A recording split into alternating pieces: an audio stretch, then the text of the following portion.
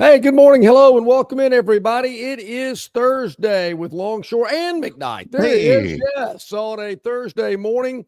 Presented by Bud Light. Easy to drink, easy to enjoy, along with our good friends at Yellowhammer News and yellowhammernews.com. We got a lot going on today on the show. Yeah, we got some special guests, as always. Our regular Thursday guys, plus one. Well, yeah. Jason minus Caldwell. one, plus one. Yeah, Jason Caldwell can't be with us today. He has got some stuff to attend to. Our buddy Bill Cameron, who John and I have worked with before, we have had on the show many times before. Bill in Auburn is co-host with Dan Peck of The Drive in the afternoon on ESPN 106.7 in Auburn. He'll stand in today in about a half hour for Jason Caldwell. And then, of course, top of the hour, what is he, 6 for 6, 7 for 7? Man, I mean, it's Phantom-esque. Firecracker predictions. I don't know if he deserves a credit or Kalen DeBoer deserves a credit, but Rodney Orr will let us know from TiderInsider.com. Coming up at 8 o'clock in the second hour of our show, if you're not listening live. Mm-hmm. He's John Longshore. Yeah. I'm Barry McKnight, starting to get the feel, over on campus at Troy. Players are in, they're pounding the weights, they're back at it, running you know what it's like. I'm not telling you anything, even from way back when. John well remembers the sprints, the shuttle runs, the summer workouts. John would show up with his Union Jack Dolphin shorts, and again, yeah, we do this every day. Let me check the calendar just to be official here. Barry, this year it will be August the 4th, which is the first Monday in August. Yep. And that was always the day. And I still have this little something, on the 4th of the first Monday of August, this little sensation, this little something pops in my head. Hey, first Monday of August, that means two-a-days start today. Whew. Yeah, just he didn't have that smile on his face, though. He's like, oh, just going, summer is over. I can't hit Navarre more than twice before it starts. That's exactly what I was thinking about. Ain't no doubt. I mean, Coach, are we going to practice every Friday afternoon in August, or are you going to give us like a Friday or two off? I'm just trying to make my plans for the rest of the month. Well, this is the time, as they say, that forges the steel of your football team. And, they haven't begun fall camp. I mean, preseason camp or anything yet. But they're out there everywhere, running, skeleton drills, pass reps and all that kind of stuff for the quarterback and your receivers and everything. And, I got my Phil Steele magazine. Oh, yeah. We got our annual email from Chuck Dunlap in the Southeastern Conference office saying, here's what SEC Media Days is going to look like this year. Register here. Parking is $60 a day. $60 downtown. This boy ain't parking in the hotel lot. You can park in a MARTA station and just take the MARTA in. I know some people that have done that. That's actually not a bad idea. Yeah. Remember, you can't take there's a lot of restrictions and all that kind of stuff. Longshore sends it straight to the trash can folder. And I at least look at it. I've memorized it. They need to change it around a little bit because I've seen it every year. I know they go here, do this, do that. This will be available. Right. We're doing this, blah, blah, blah. Yeah. Okay, great. Yeah. So just tell me where we're set up, what time to be there. We'll take care of it from that point. Yeah. There will be, and again, this is our next, we've got two more shows after today before we're live at SEC Media Days. And it's been the most difficult for me, Barry, is just getting my non-SEC Media Day duties plans made, which I've been known over the years, if whatever city we're going to, you got to have something to do when this thing winds down. I'm not going to some party at the Mercedes-Benz Dome in the Delta Sky Club suite. Been there, done that. It's not or hanging around with Philip and a bunch of others in the lobby of the College Football Hall of Fame. Not doing that. Gurn Jr., if you want to hang with me up there at that party up there, I can't remember where all it is. I'm not much for it either, but Gurn Jr. is going to be there. He needs Stars to do in his that. eyes, I guess. Yes. He's going to, because that's really what that stuff is for. No doubt. Now, bear in mind when John says, got to find things to do when things wind down. John ain't hanging around until things wind down. John will wind down things himself. God. Tea time. What time did we have Jackson Arnold? Can we bump it up a little bit? Because I never have understood this, why you have tea times at like 2:11 or something like that. Well, the good thing, Barry, by 1:45, then I can get out there. The good thing about being in Atlanta in the Eastern time zone, that gives you an hour more in the afternoon, really in the evening, to be able to play. So we got the late tea time set up, so it won't interfere with any of the duties on Wednesday. So the late tea time is set up for, say like a 4:30 tee off. We'll be through by 8:30. Still daylight. This is a pro speaking here. Yeah, got the late tea time. And organization is the key. This is a guy who's this ain't his first rodeo at this kind of thing. Oh, tea time.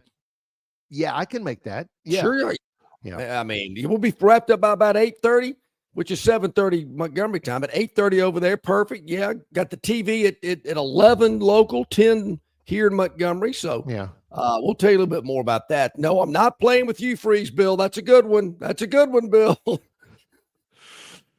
That's a good one. I wish I'd have thought about that. Yeah. Bill's on his game early today. Will he be playing? What are the odds? I say they're pretty dang good up there. So I got my dinner plans on Tuesday night, my golf plans on Wednesday, late afternoon, early evening.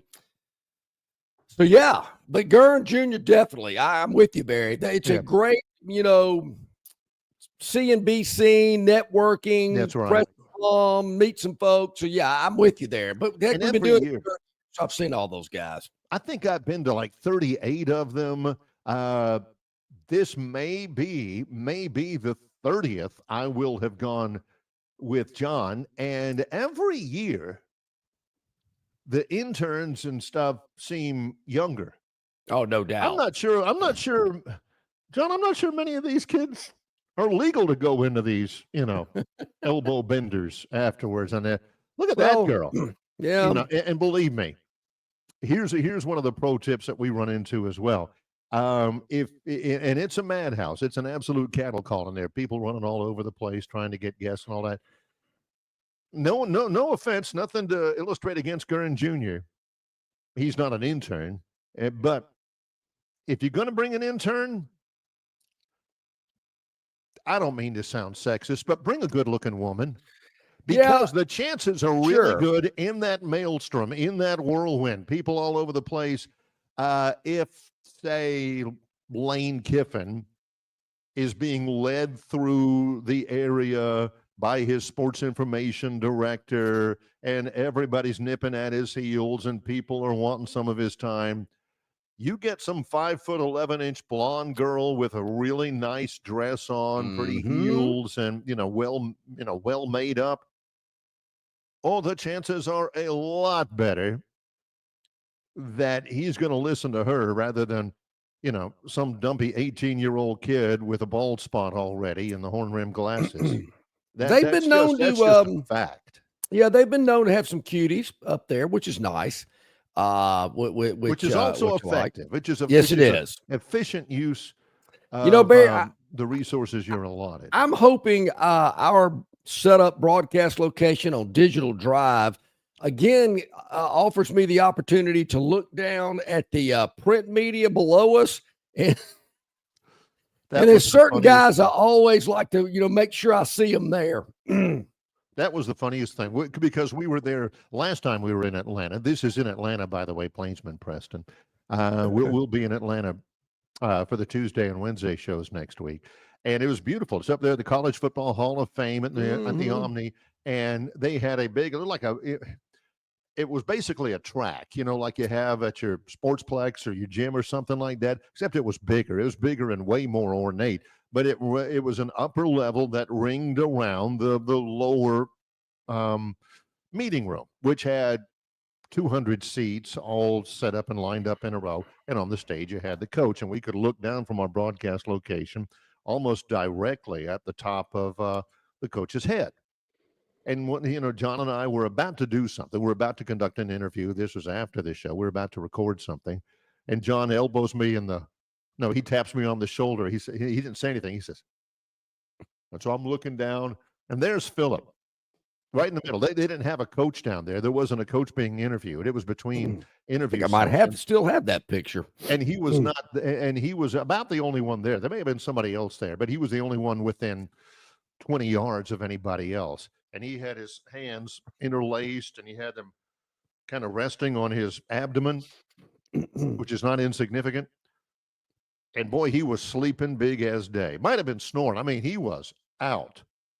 And every once in a while, John would we're back doing, preparing whatever. Every once in a while, we'd look back there, still there. Yeah.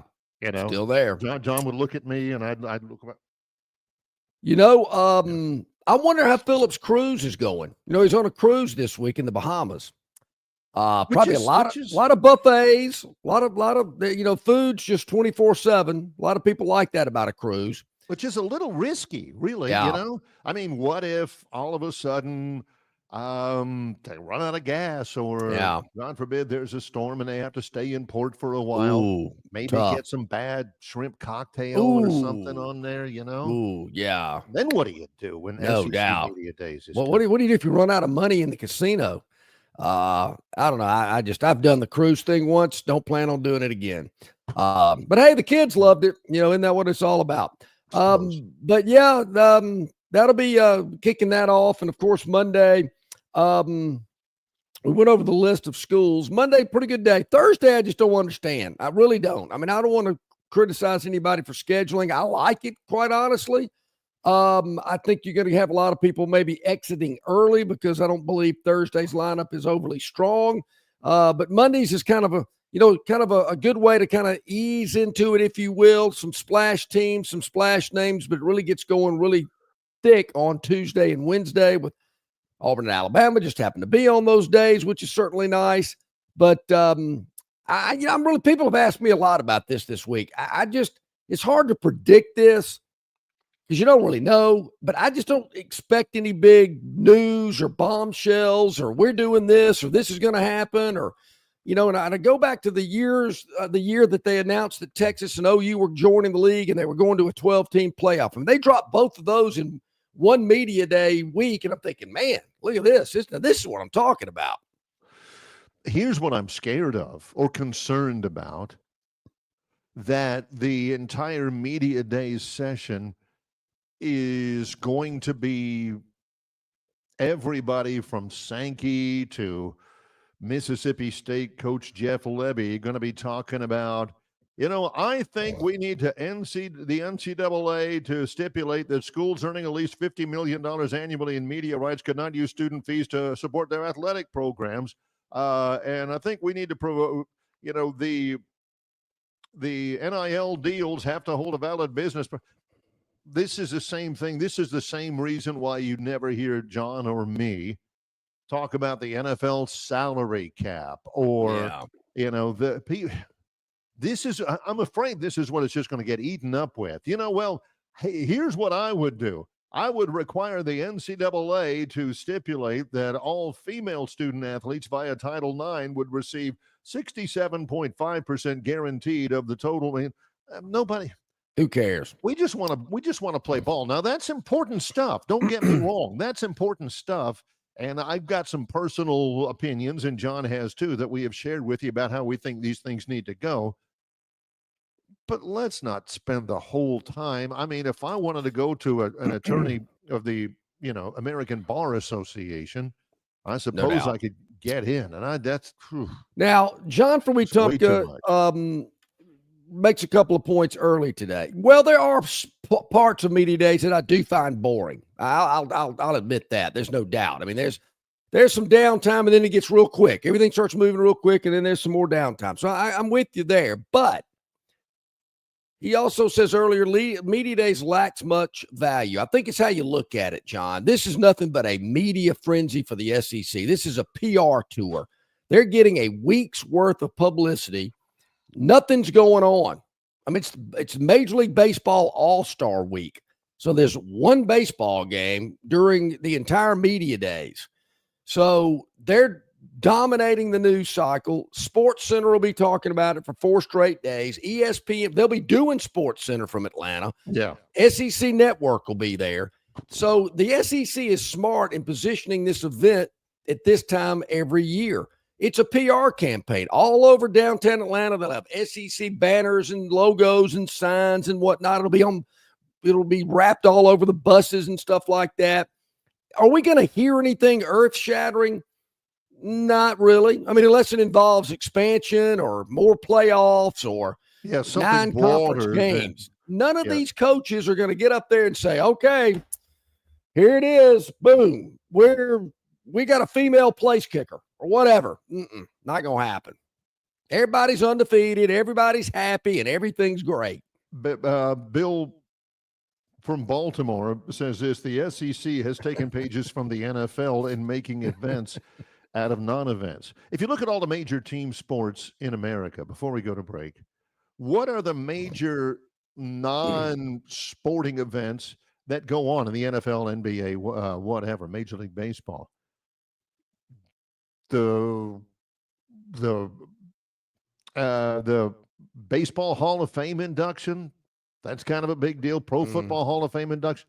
By far the biggest thing is the draft. Yeah.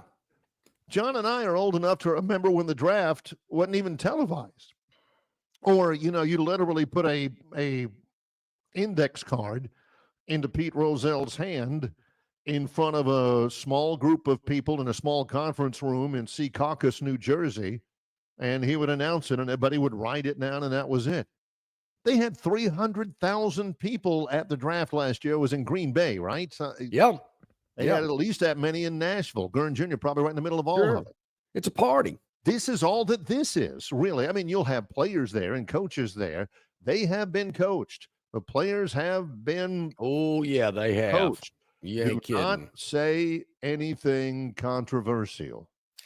And I don't want anything on a bulletin board in anybody's locker room. And I've always thought, Barry, it's just a great way for all the media, coaches, some players, but mainly the media, people that cover this sport that we all love, from TV to radio to digital to you name it. Yep. It's kind of a convention. We all come together once a year and everybody says hello. Man, how you been? How the kids? Blah, blah, blah. There's a lot of that going on, as you would imagine. But then that's the fun part of it. I do enjoy that. All right, when we come back from our break, I'm no medical doctor. Pre-law, pre-med, I forgot which one I got into for like a day or so. But I do have a question. And we'll get into it when we return. Okay. We'll get into it when we return. Is this another one of those things that you did not know? No, is this an interrogative statement? I guess it could be in the things I did not know until yesterday afternoon. Did A.J. McCarron take too many hits to the head in arena football? We'll have to ask. Yeah. We'll give our opinions on maybe that's the case when we come back. Glad you're along with us. Thursday show. He's John Longshore. I'm Barry McKnight. It's Longshore and McKnight in association with Yellowhammer News, presented by Bud Light. Now, through July 31st, take advantage of the quadruple zero event at Stivers Ford in Montgomery. 0% APR for up to 48 months. 0 down payment. 0 payments for 90 days and 0 cost for maintenance for 2 years or 24,000 miles. The quadruple zero event offer is available on select 24 and 25 model F-150s, Explorers, Expeditions, Broncos, Mustangs, and Escapes.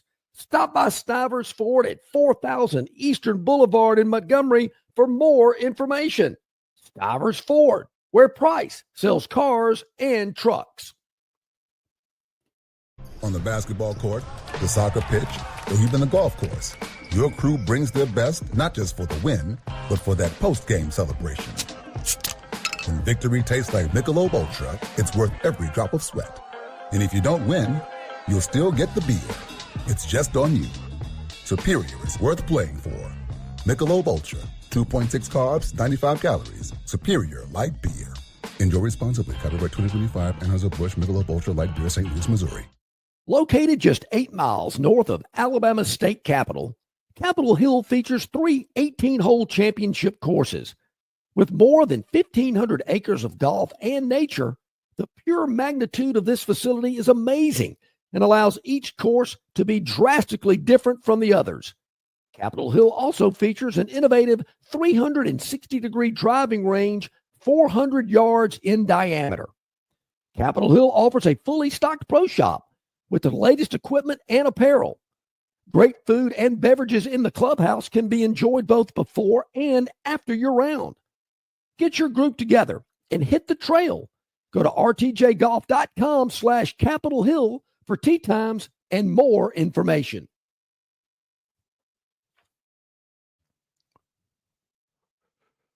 All righty, welcome back in, everybody. About 21 minutes past the hour here today with Longshore and McKnight. I mentioned A.J. McCarron, former Alabama quarterback, and went on to, he had a cup of coffee in the NFL, I believe. I think he actually started a game in which the Cincinnati defense lost it for him. It wasn't his fault that they lost. I forgot it was a playoff game, if I'm not mistaken, but nonetheless.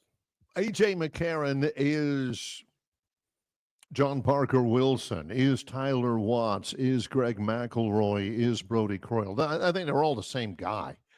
Didn't they all start one game for an NFL team somewhere and didn't win or something like that? I think JPW played for the Falcons. And Brody Croyle played for the Chiefs. He started 10 games with the Chiefs. I don't think he won any of them. 0-10. Yeah. Anyway, and McElroy had played a game. I think he started for the Jets and got maybe knocked out or something. I don't know. Took a bad hit, if I recall. Well, anyway, A.J. McCarron is, we talked about this. Chris Stewart joined me when John was on vacation, voice of the Alabama Crimson Tide, and he was talking about the new podcast that they've got out. Mm-hmm. Chris co-hosted. It's called The Dynasty. And I've watched it, listened to it. It's Trent Richardson who's with Chris, and boy, the stories he could tell, has told, and A.J. McCarron. And Chris doesn't produce it or anything. It's not an in-house production. He was telling us kind of the setup for it. They've got a really good producer, bells and whistles and beeping and buzzing and all that kind of stuff. And it looks terrific. And A.J. is on that podcast as well. And if you're a Bama fan, boy, that's like manna from heaven because they do tell some stories. And Bob from Pike Road, hey, AJ, don't get me started on AJ and John Parker Wilson. He says A.J. McCarron won the Maxwell Award in 2013, one of the best quarterbacks in the nation in the 2013 season. I think he was a Heisman finalist, Bob. Oh, really? Don't get me wrong. It's funny because people forget John Parker Wilson had virtually every passing record in Alabama history by the time he graduated, and people were dog cussing him. Same thing with A.J. Yeah, I'm a big fan of that guy. Yeah, I was a big fan of A.J. when he was at Alabama. I liked his grit. I liked he didn't take any crap. I mean, obviously his center tried to give him some crap in a national championship game. And really thought, he was probably one of the first quarterbacks I went, wow, that guy can really throw the football. I mean, he can put it in some tight windows, and certainly we saw Tua and Bryce be able to do the same things as well. But what we're getting to here on his podcast, and I don't know what the context of this is or why this came up. Obviously, they were talking about Hugh Freeze. I'm not sure why they would have been doing that on that podcast. I think Auburn's recruiting struggles came up. Well, and according to AL.com, Chris asked AJ, can we call him that, Chris and AJ, asked how nice it was seeing the Crimson Tide recruit well while Auburn struggles. Comparing yourself to Auburn on the Alabama podcast is That's content. You'll get a lot of people there. Oh, yeah. Can I Sure. quote here? Well, yeah, No. go right ahead. Yeah, I don't want to get in trouble. McCarron's response to that was, quote, Hugh Freeze is full of... I think we had a caller years ago, Barry, that said bull doo-doo. Yeah, bull. That was Roger Diesel. And that's basically what he says. Hugh Freeze is full of S dash dash dash. And I think Hugh Freeze is trying to do whatever he can to save face. He's starting to feel pressure at Auburn. I think going into his third year, not having the success that the alumni, the boosters, everybody donating a lot of money thought that he would have by this point. I think he is trying to figure out and scramble on why they are not successful. End quote. Now, Well, I don't know that last part is wrong necessarily. I do think that he's feeling pressure. I do think he's trying to figure out and scramble on why they're not as successful as they need to be. So, but didn't John Cohen say, hey, August 1st is a big day, and when signing day rolls around in December, a lot can happen. I don't know why everybody's, panicking and struggling at this point. Look, you're trying to get clicks and views, and I understand that. I'm just not sure I would have, as a former Alabama quarterback, I would have positioned it that way. I wonder, what does he really know what's going on within Auburn's recruiting room? I thought also, Barry went on to say the state of Alabama is run by Alabama fans, Alabama alumni, whether you like it or not. I've never been one to absolutely hate on Auburn. Hell, I've caught hell from Alabama fans for cheering for some of my friends that played at Auburn. It proves, like I was talking about with recruits, if you're from the state of Alabama, I think it is done for you not to sign with Alabama and pick Auburn over the Tide. I think after football, life is set up for success a lot more than at Auburn. I think that has been proven when it comes to the recruiting standpoint. I mean, that's just my take, but I think it also shows why Freeze is struggling a little bit. I think there have been a lot of Auburn players that have succeeded after football. Yeah. A lot of them. I don't know where that comment's coming from. What does he mean, success after football? In the NFL? I agree with that. I mean, there have been a lot of great players in the NFL from Auburn. There have been a ton from Alabama. The state is run by Bama fans. I don't know, from the governor's office. Well, I mean, Kay Ivey is an Auburn graduate. Yeah. Our next governor was the coach at Auburn. Current U.S. Senator. Say you've got,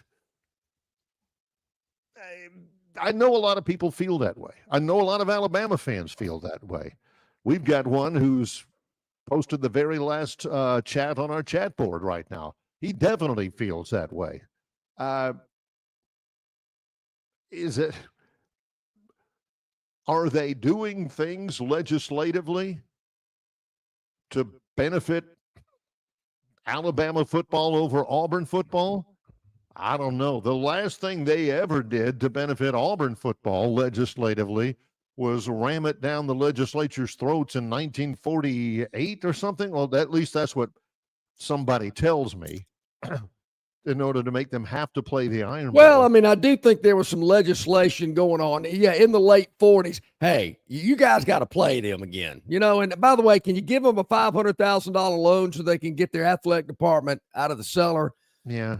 I think history will tell us that something to that extent did happen. But hey, that was then, is now. If we play them, it better not be anytime around the third Saturday in October, because we don't want to miss that one. Oh, and don't forget this. And we're playing at Birmingham's Legion Field, whether you like it or not. Yeah. So, but to say that, I don't know. I mean, the podcast is, I don't think it's officially sanctioned or sponsored by the University of Alabama, but it's got the voice of the Tide, AJ McCarron. It is also got Trent Richardson, who was really set up for success while he was at the University of Alabama. Boy, financially. So, you ain't kidding. I mean, did Trent really have a great NFL career? Did they really help him that much? I don't know, but yeah, why do you say Yeah, that? that's a good point. Yeah, if he's talking about that, setting up for success in the NFL, his co-host did not do very Neither well one at of all. them was, No. set the world on fire. Hey, Barry, tomorrow, just to let you know, our good friends at Destin Connection Seafood Market bringing you our friend Phil Steele from Phil Steele's College Football Preview Magazine. He'll join us tomorrow at 8 a.m. on the program. I always enjoy talking with Phil and picking his brain and getting ready for the upcoming college football season. But when we return, I tell you, this guy's pretty dadgum good as well. Bill Cameron, who we've both known for a long time, both worked with as well from the drive on 106.7 over in Auburn. He's going to join us when we return. John Longshore, Barry McKnight. Longshore and McKnight in association with Yellowhammer News, presented by Bud Light. You're not buying sticks, stems, and pine cones. You're buying premium long-diddle pine straw from River Region Straw. Kenny and his staff have access to the best pine straw in the River region, full of color that will last all season long. Kenny has locations in Montgomery, Prattville, and Auburn. And no order is too big or too small, from a few bales to an 18-wheeler trailer load. Pickup is available, or your order can be delivered. They can even spread your pine straw if you like. So call or text Kenny today, 669-5959. That's 669-5959 for all of your pine straw needs. The Bush Guide, cold and smooth survival skills. For a successful stint in the great outdoors, pack accordingly. Place heavy essentials near your spine for stability in rough terrain, with light items near the bottom. Now, you may be wondering, where does the Bush Light go? In your stomach. Bush. Head for the mountains. Enjoy responsibly. Copyright 2023, Anheuser-Busch, Bush Light Beer, St. Louis, Missouri. Don't miss your chance to win big at Victoryland Casino. Play the latest, hottest, most exciting games around with fun bonuses and big jackpots. Don't miss out on your free play. Stop by Player Rewards today and check out this month's exciting free play promotions. Come see why our players keep coming back. You'll have more fun at Victoryland Casino, where you can be a winner too. Victoryland Casino, located off I-85 exit 22, Shorter, Alabama. Must be 21 or older. Okay, welcome back in, everybody. About 28 minutes to the top of the hour. Looking forward to talking to our next guest, old friend of the program, Bill Cameron from 106.7, The Drive over in Auburn. Bill, always good to have you on. Good to see you. Hope you're doing well. Hey, guys. Doing pretty well. Yeah, we've gotten feedback from some of our viewers who said they're tired of looking at us. Can we get some eye candy on the program? Oh, yeah, great. Great. Hold on. I can drop this camera thing here really quick, man. It's early for me. Look, I retired on campus, last February, so it's very rare. You guys are fortunate that on Thursdays I usually do a gig over on do a little bit on WANI, the Auburn Opelika this morning, because other than that, I don't have to wake up as early these days. So it's a special thing where I actually have to make sure that maybe the hair doesn't look too wild early in the morning. So, well, speaking of looking too wild, have you got any calming, cautionary, soothing thoughts to those Auburn fans who are losing their minds over decommitments from the football programs, and the national rankings have them in the 70s or 80s, Bill? What's the story? Well, the most calming thing I can say is, look, signing day is not coming up. It's not this Wednesday. It's not next Wednesday. It's in December. So there is time. But hey, there's no reason to not pay attention and be a little concerned with what you're seeing going on. There's time to get caught up, and I think Auburn has the resources to get caught up. They're not in this situation because they're broke. I mean, that's one of the things that I think some people jump to. It's like, Auburn must be broke. They don't have the money to be able to do this. That's not the case. They still can do that.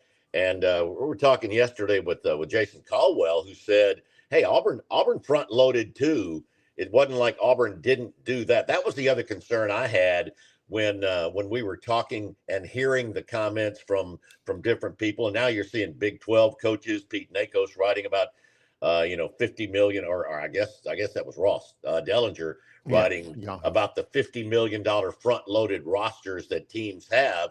If Auburn hadn't done something of that and was having to dip into its revenue sharing to retain the roster, I think that would have put them in a big hole. But as Jason was saying yesterday, look, if this thing does end up where there is no enforcement and you can pay whatever, Auburn's got the resources to be able to get back in there and match these offers, because players can't sign.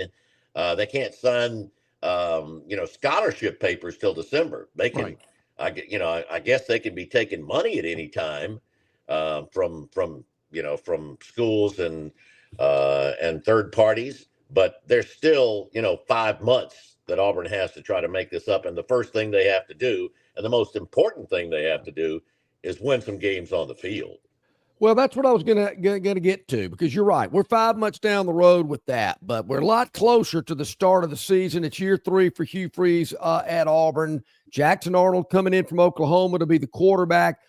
Talk about youth, year 3. Talk about the quarterback position and just all the other pieces of the puzzle that have come together. We're expecting to see a better product on the field from the first 2 years. Do you think that will be the case as well? It had better be, because if not, then a lot of people who have sunk a lot of money into this program over the last few years are going to want a better return on their investment. I think the roster, John, I think the roster is probably in as good a shape as it's been since 2017. It is a pretty deep roster.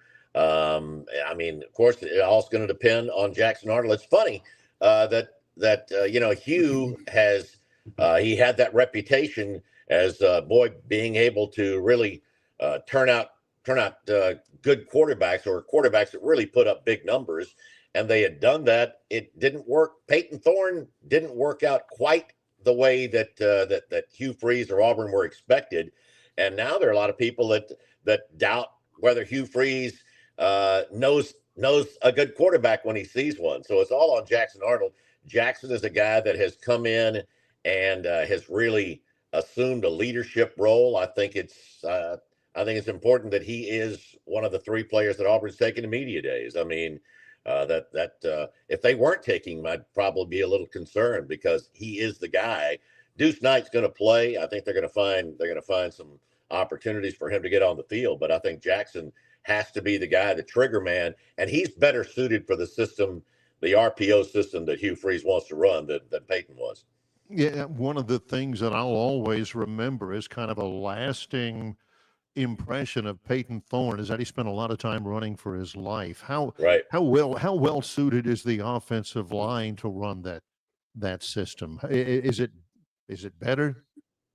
Well, we'll find out. It appears that it is. That's something we were talking about last week on the air, Barry. I said, the word that is being used, it feels like way too much is should. It should be better, but I mean, you won't know until they get out there on the field. But I mean, with Xavier Chaplin coming in at left tackle, he looks like an NFL type prospect. I mean, he's being projected as a pretty decent draft pick, and they really like Mason Murphy, the transfer from Southern Cal, as well. I mean, there's an opportunity now for him. He's battling Too Tall Miller for the right tackle spot. But if Chaplin can give them a true left tackle, that's going to make a big difference, because with Connor Lew and Jeremiah Wright, and they've got 2 or 3 guys battling for the other guard spot. They've got some experience there on the interior. It's just, can they keep their quarterback Jackson Arnold protected? Bill, looking at the upcoming schedule for Auburn, I mean, obviously that opener out in Waco against Baylor, a lot of people are just wanting to see what's going to happen there. But a big game for Auburn and Hugh Freeze to get the season started in the right direction. A couple of games they certainly should win at home at Auburn. And then they go on the road at Oklahoma, at A&M, the off week, and they host Georgia. If they can get through that gauntlet in good shape, let's say, not great shape, but just good shape, I think the remainder of the season the schedule really plays out well for Auburn to finish with a really good year if they can get through that first half, in good shape. Yeah, you're right. And it starts there with Baylor. And it's funny, I heard you talking about when you get Phil on tomorrow, he is really bullish on Auburn's first few opponents. Yeah, I think he has them winning the Big 12. Yeah, he's got Baylor 18, and he's got Oklahoma 8 and Texas A&M 9 nationally. So I guess the biggest surprise might be Georgia's all the way down at 7, but still taking on 4 teams in his preseason top 18 in the first 6. If they come out of the first 6 ball games no worse than 500, and that doesn't sound like anything special, but when you if you can go on the road and beat a couple of teams that people think could be top 10 teams, if you can split those games and come out at least 3-3, then I think you've got a chance of at least an 8-win season. So that's what makes that Baylor game so critical. Auburn, like I said, I like this roster, and they don't have a lot of pieces that they have to be adding to learn the system since spring. So they've had plenty of time to be getting ready for this. It's also in a situation historically that Auburn's been pretty good at, when they may have some talent, but there aren't a lot of people, because of the last couple of years, that are going to be picking Auburn to win some of these ball games. So that underdog role through the years has been one that Auburn has handled pretty well. Bill, does Keldrick Falk remind you of anybody at Auburn? He's kind of Carl Lawson-esque to me, maybe with a little bit more upside. What do you think? Yeah, he's maybe a little Jay Ratliff, because he's a guy that was athletic enough. He's athletic enough to play end and rush. He's talented enough to slide inside. I mean, he's 6'6", nearly 290, and can really run. So Auburn hadn't had a lot of those guys. No. Andre Bruce. Yeah, there you go. Andre was about 40 pounds lighter, though. Yeah. Bill, a lot of talk over the offseason. I'm kind of wondering if we're going to hear about it. I'm sure we will at media days next week. Your thoughts about a 9-game conference season schedule? John, I can't believe we're not at it yet. I mean, I understand that everybody wants to win as many ball games as possible and feel like, if you're playing another non-conference game, maybe you have a better chance of getting that extra win, which will get you in the 12-team playoff. But I've been for it ever since I heard about it. I know that every other year it's going to stink when you have one less home game. You only have 4 home conference games, as opposed to the other year when you have 5.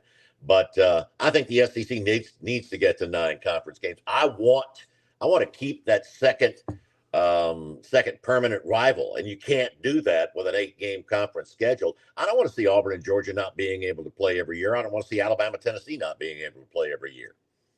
But Bill, I'm greedy. I've said this many a times. I'm with you. I want 9 conference games, but I also want the big non-conference game as well. Hey, I don't want to miss that. I'll tell you what I want. I want an SEC Big Ten challenge in football, the way we have with the basketball challenges. I think that would be a great way to open every season, to go ahead and just line them up, go ahead and get it scheduled. Let's play that for our season opener. I mean, forget these kickoff classic games, which seem like they're fading away anyway, and give me a big home game like that. The opportunity to be going to the Horseshoe, or hosting Michigan, somebody like that, to open the season, I think would be fantastic. Hey, Barry, when I become the commissioner of the Big Boy Conference, I just found my assistant commissioner right there. Yeah, believe me, if his camera frame was larger, he'd be doing the Lombardo right now in agreement right there. But then again, Bill, everybody wants better schedules. But you want to win them all. You better win all those games, otherwise you're going to be shown the door. So absolutely. Hang up there. Final question: is Hugh Freeze playing too much golf? No, I don't think he's not playing any more than he's been playing. I mean, if Auburn were, if Auburn were in the 20s right now in recruiting, nobody be concerned about it. A lot of the golf that he's been, a lot of the times that he's been posting scores have been times when there can't be any contact. So what are fans expecting? I mean, look, he's a pretty good golfer, and he likes to play it. I don't have a problem with that. If they turn things around and win some ball games, fans will be sending him all kinds of golf apparel and gear. I mean, you know that's the case. Yeah, I'm with you. I mean, there was another coach in this state that seemed to play a lot of golf too, but didn't seem to get the media coverage that for obviously winning. No, it's all about what else is going on. It's not the golf game that's got people concerned right now. Yeah. That's exactly you mentioned the playing of the SEC Big Ten thing, and I'm all for it. Bill, do you see a day when the SEC and the Big Ten come together as one super conference? I sure wouldn't be surprised. I mean, this next few months is going to be really interesting. I mean, depending on whether this clearinghouse is able to actually enforce things. Just reading some of the numbers now about how far behind they're already getting on trying to handle NIL deals. If it comes down to something like they can't do that, then that could really be a quick push to go ahead and get the two big conferences into a super conference. Say, forget you other guys that can't keep up with us anyway monetarily. So no, I can see that, and this actually may help it get there quicker. Bill, as always, we enjoy the time. Great to see you. Great to hear from you, and look to visit with you again real soon. Thanks. Yeah, guys. Great seeing you. You too, man. Good to see you. Bill Cameron, 106.7, The Drive over in Auburn. Yeah, you're right, man. Both worked with Bill a long time. Bill was, of course, in Montgomery for a long time, working at the same radio station that we were working at as well, and a lot of good memories of those days. Oh, I remember. It was the remember fall the bus. of 1985. Remember the bus trip to the Braves game with Bill? Some of our people don't, but yeah, Bill definitely did. It was the fall. It was the fall of 1985. Maybe spring of 1986. Holy smokes, that's 40 years ago when Bill hired me. I transferred to Auburn because Bill offered me a job at WAUD, and I've been in Alabama ever since, except for a short stint doing minor league baseball. So yeah, I owe him quite a bit, and that's great content from him as well. Bill joins us in place of, for lack of a better phrase, Jason Caldwell from Auburn Undercover, who will join us again next week. Rodney Orr, the Tiger Insider at TigerInsider.com, joins us at the top of our second live hour. It's Longshore and McKnight in association with Yellowhammer News, presented by Bud Light. At Dixie Overhead Door, we specialize in top-quality garage door solutions for homes across Alabama and Georgia. In need of a garage door repair or a brand new garage door installation, our expert team delivers fast, reliable service with local expertise that you can trust, providing customized solutions and exceptional care every step of the way. Visit us today at DixieOverheadDoor.com and experience the Dixie difference.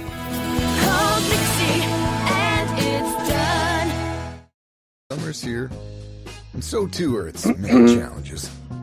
Heat that won't quit, beers that won't fit, hammocks that won't hammock, screen doors that appear out of nowhere, flips that flop a little too much. That's why it's important to keep it simple. Keep it cool, keep them coming, and keep it easy. Easy to drink, easy to enjoy. Bud Light. The Destin Connection Seafood Market offers the freshest seafood direct from the Gulf of Mexico with deliveries daily. Snapper, grouper, pompano, flounder, copia, along with medium, large, and jumbo shrimp, hand-picked crab meat, and chucked oysters. They can even cook your order for easy, quick pickup. The Destin Connection can make a po' boy with any of their seafood items that folks in New Orleans rave about. Go by and see them at 3750 Norman Bridge Road or call 288-4272 for pickup orders.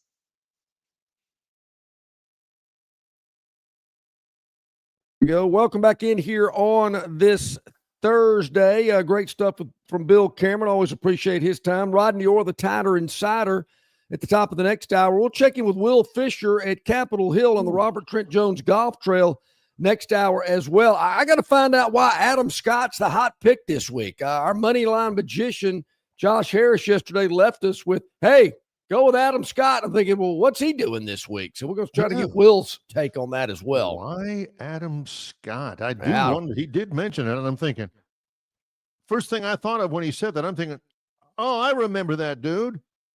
It's not like he's, top of the mind awareness. No.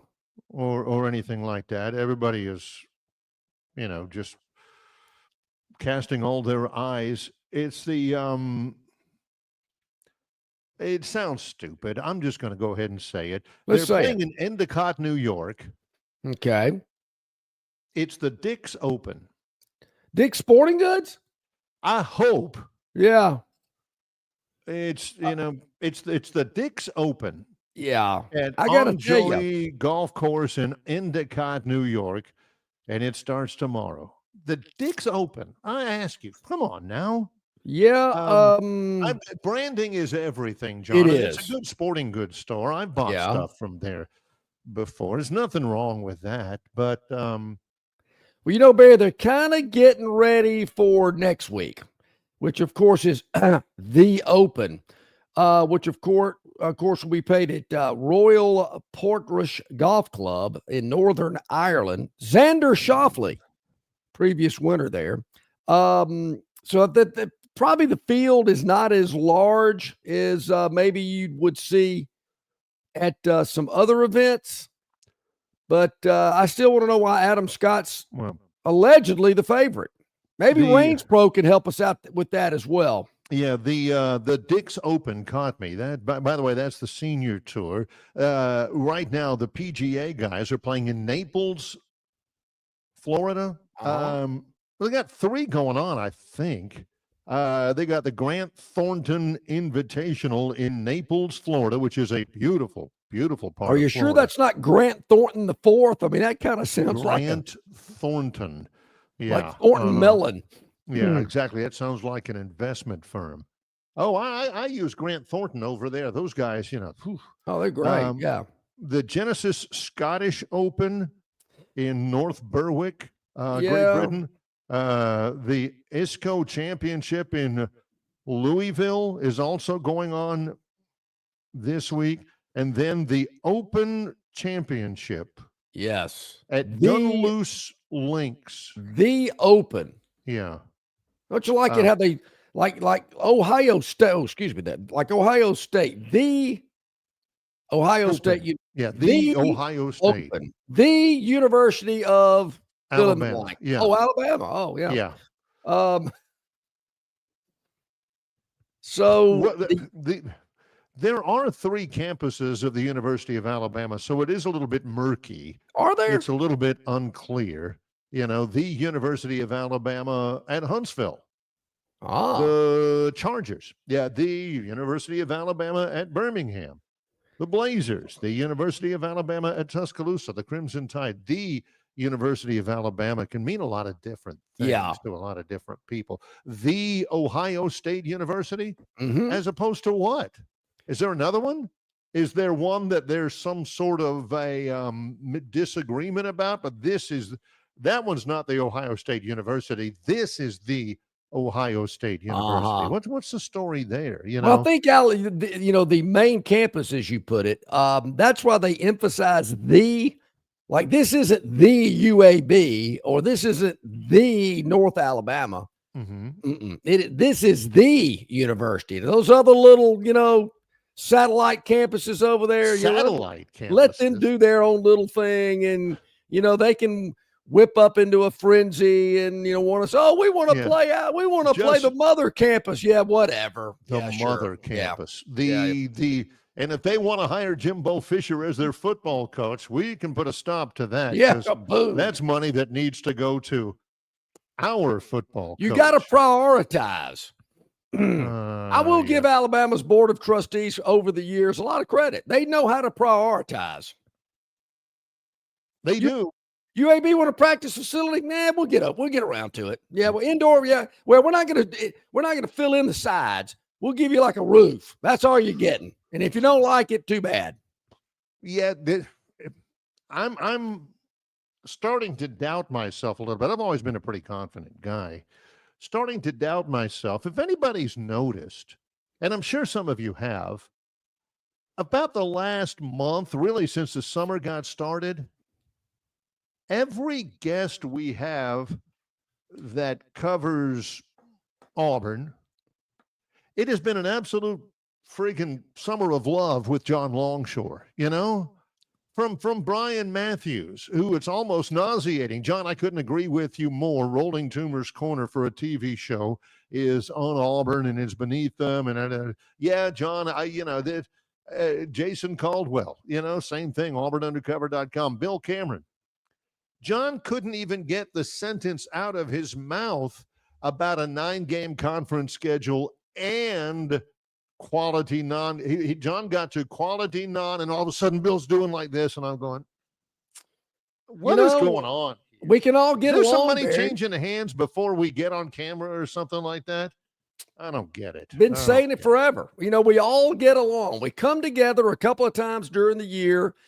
End of November, a couple of basketball games in January, maybe one in February. Yep. And we kind of go our separate ways, but we always come back together and go to church together and play golf together and, spend time at the 4th of July together, which happened to me last week. And, it's all good. It's all fine and dandy. I mean, heck, Barry, we even marry one another. You don't see that with Alabama and Tennessee fans. I've been saying that for years. Well, Tennessee fans marry one another.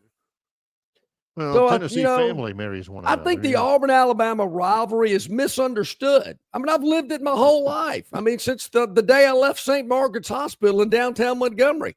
Been living it for 61 years. We kind of needle and jab one another and have a lot of fun. And one of my favorite Auburn friends will be kind of, I don't know, not mean-spirited, but we might say something that we find funny about Auburn or something like that. And he'll sit there and listen. He'll go, I'm here. I'm still here. Oh, sorry. Didn't mean. And he'll just laugh and smile. But that's what it's all about. Does it get in anybody's consciousness? Does it fire anybody's imagination when John left St. Margaret's Hospital on that fateful day, late December back in '63? When they're driving off, John's in his little car seat. They have car seats back then? Well, a bassinet or something like that. And little one-day-old Johnny Longshore saying, hey, Nurse Eileen, she has the Packers -3.5. Can you write that down for me? I can't write. I think Paul Horning was playing on that team back then. Yeah, but he was hurt that day, and he was doubtful. Yeah. So I do think I came home with some Bama booties on my feet or something like that. Maybe that was what did it for me. Who knows? Because I think the Coach Bryant had won a national championship 2 years prior to my birth. That's the funniest thing because, you talk about Bama booties and stuff like that. And that reminds me, I was in Montgomery for a doctor's appointment 2 days ago and had a little time beforehand. So I stopped off at the bookstore. That's when I got my Phil Steele magazine. Mm-hmm. And I'm browsing around, love to read. And I'm looking back there over in the, they got,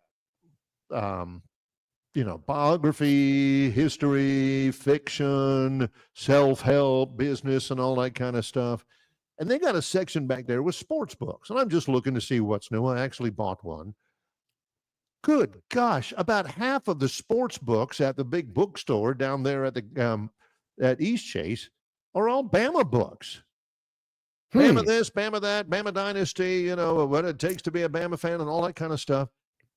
People, Bama fans, God bless you, you'll buy anything. Well, there's no doubt about with that. A Bama logo on it? Yeah, absolutely. We'll do that. Toilet paper with an Auburn logo on it? Hey, I'll buy it. Give me 2. That type of thing. Books. I mean, I spend some time in thrift stores, and all the thrift stores all over, and I've been to a jillion of them, they always have a book section.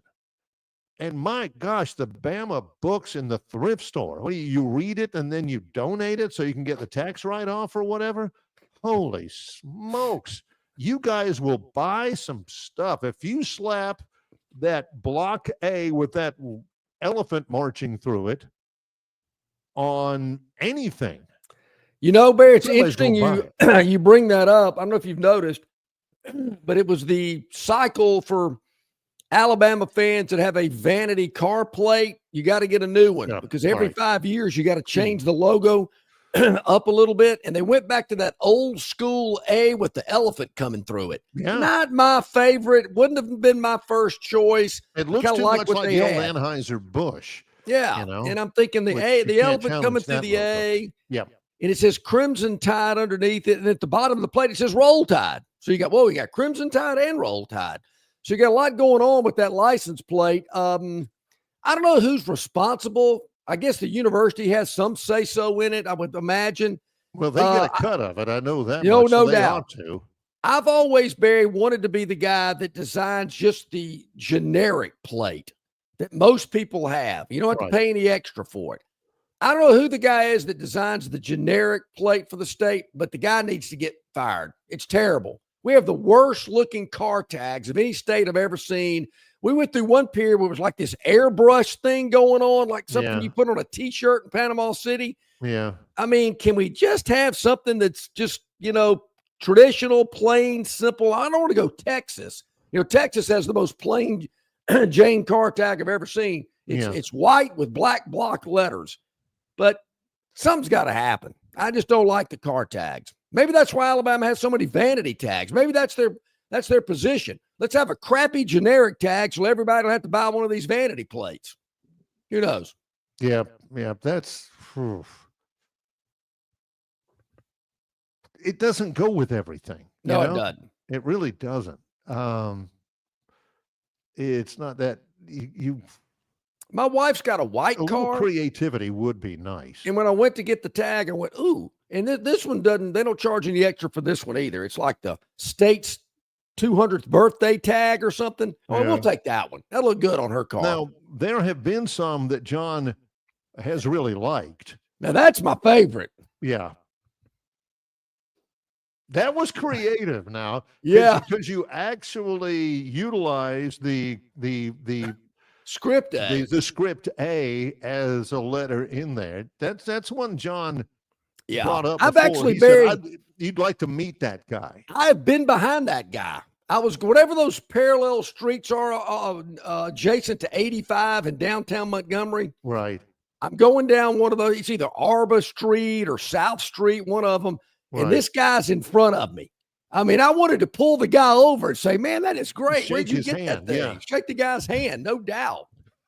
It was awesome. Yeah. Good stuff. Good stuff. Okay. Just like Rodney Orr, Tighter Insider, TighterInsider.com. As always, John, presented by our good friends at the Destin Connection Seafood Market. You're exactly right, Barry. And if you go by the Destin Connection Seafood Market and see our friend Range Pro and his great staff, just mention about Phil Steele coming on tomorrow on the program, and they'll take $1 per pound off every pound of shrimp that you buy. No limit. Large shrimp are already at the lowest prices anywhere at $8.60 a pound, and now they're just $7.60 a pound simply by mentioning our guest tomorrow, Phil Steele, who's joining us here live on the program. But right here, right now, this guy's also sponsored by the Destin Connection Seafood Market, 3750 Norman Bridge Road. Rodney Orr, the Tighter Insider. Good morning, Rodney. How you doing today? Good morning, guys. How are the both of you? We're doing well. I'm not sure if we're doing as well as you are, hitting on not only your Firecracker 5, all 5, but heck, you could have gone 8 or 9 deep and probably would have hit on all those. What a run by the Crimson Tide over the last week or two, Rodney.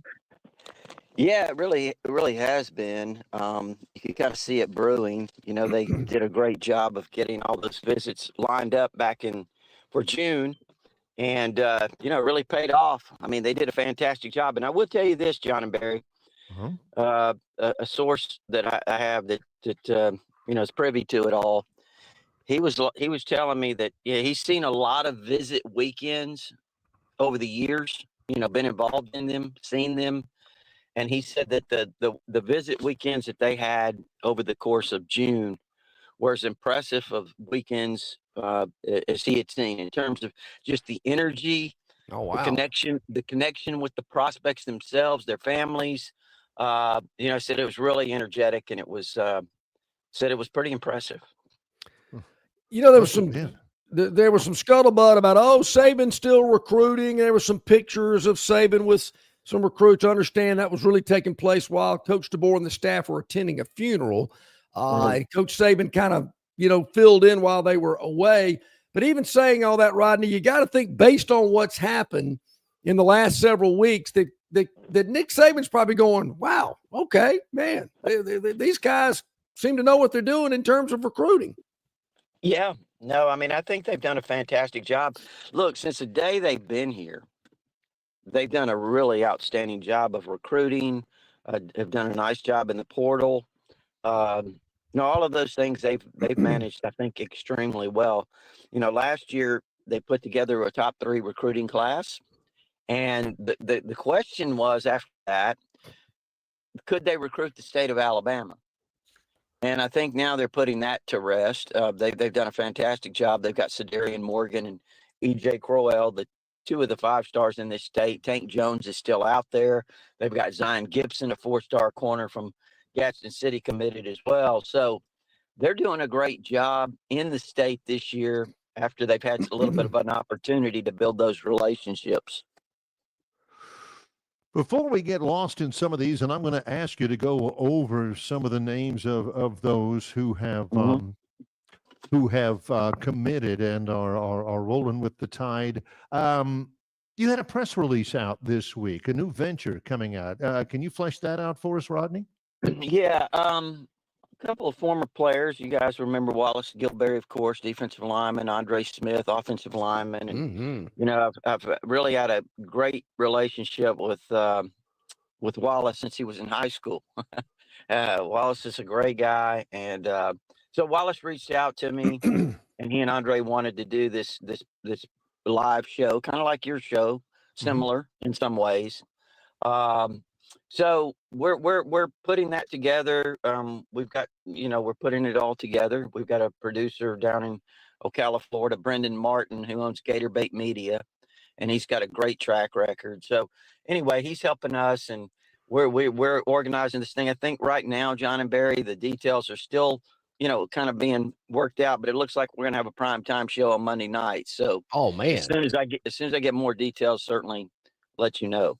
Tell you what, Wallace Gilbert and Andre Smith, I'd be interested in what they have to say about a lot of stuff. That's for sure. Well, here's the thing, John and Barry, and you guys know this. To be able to have someone like those 2 guys who have played in the trenches, they've got nearly 25 years NFL experience. They can look at the game and they can assess it. They can tell you what's going on. And look, like we've talked about with them, they want to be fair. They want to be straightforward and do it all in a professional way where, look, there may be some hard-hitting questions and they're going to give some hard-hitting answers. So, that's kind of the way we want to do it. Man, that's exciting, Rodney. Looking forward to that. Must-see viewing on Mondays, I think you said, is when it will be broadcast. I've had a couple of people ask me to ask you, and I don't know if you can comment or even if probably don't know all of them, but maybe you know this individual. There is a poster at Tider Insider message board, which we talk about quite a bit. And he goes by the name Bama K.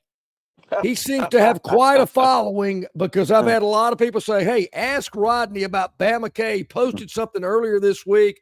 It was sent to me. This guy seems to be pretty connected. Yeah, but here's the thing, John. I don't know what he posted. I didn't read the whole. I have been so tied up with this project. I haven't been able to, really survey. I knew he posted because I saw there was a long thread of responses. Was there something specific in the post? But it's kind of a general overview about how the recruiting has played out so far, and he had some pretty good nuggets, some pretty good information, and seems to have some really good sources in some high places. There again, I don't follow it as closely as a lot of people I know that have asked me and sent it to me and asked me to ask you about it. But as I told them, I've been following message board on Tider Insider since it debuted, and I've seen a lot of good information on that message board. Well, he's been around. I've known. We went to school together at Alabama. So he's been highly connected for years. But yeah, I'm sorry I didn't see that specific post yet. But if I see anything interesting, I'll certainly let you know. Well, here's the gist of that I'm hearing on, of course, SiderInsider.com, the message boards, and people on the street, is this incredible run for Alabama over the last several weeks. It's not coincidence. I mean, people are laying credit, Rodney, at the feet of a really good plan laid out by Courtney Morgan, and them just executing that plan, right? I mean, these are things that aren't just falling into their laps. These have been planned and orchestrated and executed. No, I think that's right. I mean, I think obviously, Kalen DeBoer, he has given Courtney Morgan the latitude to do a lot of things in terms of, arranging, aligning, recruiting. I think Courtney Morgan's in touch with what is, how to organize recruiting weekends, how to set up visits in terms of getting prospects, to agree to coming in on the visit. So he has done a tremendous job. There's no doubt about it. He's an incredible asset that, obviously USC offered him a ton of money last year to come out there. He stayed for a raise at Alabama, but I mean, I don't think he was ever a threat to leave. Right. I think the raise was more out of appreciation that he was going to stay. And so he is, there's no doubt, as a general manager, he holds he does a lot of different things, but he's really good at it, and Kalen DeBoer, again, Kalen DeBoer does a great job of identifying people that can fill the roles in his organization. And I think that's where the credit to Kalen DeBoer goes. I think sometimes people say, well, it's Ryan Grubb, or, well, it's this guy or that guy. But, don't forget it. Every successful coach, head coach, has really good people around him. I wanted to follow up on that because you had a very informative post at SiderInsider.com with a question that I'm going to ask you in a moment. You point out during the current run, Bama has landed a 4-star quarterback, 5-star running back, 5-star receiver, 4-star O-lineman, 4-star tight end, 2 defensive linemen, 5-star linebacker, but all that. And this is even before Edwards out of Maryland wrapped up the Firecracker 5. The title of your post is, Rodney, is anything missing? So I thought I'd ask you that. I mean, this has been incredible. Is there anything else that they need? I would probably start at offensive tackle. You've got 2 guys committed. I think they plan to sign 3 offensive linemen. To me, I think you always need to sign 4, minimum of 4 on both sides of the line of scrimmage, offensive and defensive linemen. But I think they're going to sign 3 because of their numbers. So I think obviously they need another offensive tackle, and they've got Sam Atu committed out of California. He's a 4-star. He can play guard. He can play tackle. And they've got Chris Booker out of Atlanta. He's a 4-star rated player, and he's a really versatile kid. And now they're looking to add, they lost a couple of guys that they'd really like to have had at offensive tackle. But here's a guy, Wilson Zier from Raven Gap, Georgia. It's Alabama, Auburn, FSU. He's about 6'6", 280. And there's another kid that's really interesting. His name's Bear Fretwell. And he's from Brooklet, Georgia. There's two offensive linemen in the state of Georgia this year that I've run across named Bear. But Bear Fretwell, he is from Brooklet, Georgia. And he's about 6'7", 280. And they timed him a laser time. Now listen to this. A laser time over the weekend, 4.77 in the 40. That's incredible. I mean, 4.77, a laser time is really incredible for his size. But he's committed to Georgia Tech, but he's taking a glance at Alabama. So keep an eye there. And then I think on the defensive line, they've done a pretty nice job. I think Nolan Wilson out of Pecune, Mississippi, is an outstanding defensive line prospect that they got committed last week. And then also J.J. Finch out of Indianapolis is a fantastic prospect. They got committed on the defensive line. Jamarian Matthews and Mari Johnson are two other good defensive linemen. So they have four. They don't really have a big physical presence, though. I mean, they're going to probably take these guys and get them bigger, make them into close to 300-pounders. But they haven't really been able to get those guys that are the dominant interior guys coming out of high school. So with all that said, I think, landing one more defensive lineman, potentially Elijah Golden out of Sarasota, Florida. I think he ends up at Notre Dame on the 26th of this month when he announced. And then there's Tank Jones, who is another 5-star in the state of Alabama from Mobile St. Paul's. He's a guy that they're recruiting as a wolf linebacker, outside linebacker. But you look at him physically, he's probably close to 250 pounds now, with the frame to probably fill out. So he could end up a down lineman. I'm not saying he will, but he could end up a down lineman himself. So those are some names there to keep an eye on. And one more I'll mention to you is a quarterback. They have Jet Tamala committed out of Nebraska, but I think they want to take another one. No, I know that they will take another one. They get the right one. Taden Kawa is out of Orem, Utah. He's a Hawaiian kid. He's about 6'4", 225, big kid, got a really strong arm, moves around well. He came to one of the June camps through for the coaches. They really liked him. He's a 4-star rated player. He's not just a throw-in. So if they could land him, that would probably be really, really good. Because let's just be honest. They've got 3 guys on the roster right now.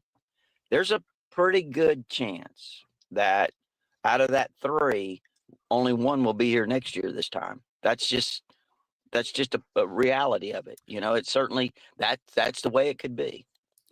Let me get that straight.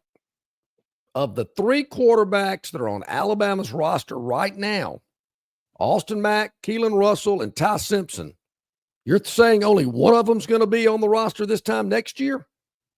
I'm saying potentially that could happen because you look at Ty and he is, let's say Ty has a really good year. He could go to the NFL. Okay. I don't think that both of the young players are going to stick around if they're not the guy the next year. I think, it's probably, I mean, let's look at this realistically. That just doesn't happen, right? I mean, these guys don't stick around. Frankly, that it shows the strength of the relationship, I think, between this coaching staff and Austin Mack, that he stuck around another year. Because he's been with them now. He was with them 1 year at Washington. He's been with them 1 year at Bama going into that next year. This will be the year 3 for him. So he's looking at some point, I got to get on the field. I'm running out of, time to do this deal. Yeah. So I will give you a little nugget of what Bama K said on the Tider Insider message board. Yeah. And it was a long, lengthy post, but this section really caught my eye, Rodney. At the highest levels, I've been told that true freshman Keelan Russell will be a superstar. Well, I can't say that's certainly coming out of the building. Yeah. Will he be a superstar in Tuscaloosa, I guess, is the question. Well, I mean, we'll see. Yeah. But I will say this, John and Barry, there is a lot of buzz. I mean, I'm telling you, I've talked to a good number of people, a good number of former players that have watched him. They're blown away with his potential. Now, how soon will that kind of come to fruition? That's something, nobody really knows. But I can tell you, yes, there is a lot of excitement about him. There's comparisons to Jaden Daniels. There's even been some, comparisons a little bit to some of the things Bryce Young does. So I think that they're really excited about his future. Well, Always good information. Rodney Orr, Tider Insider at TiderInsider.com. How do people? I got one more quick one.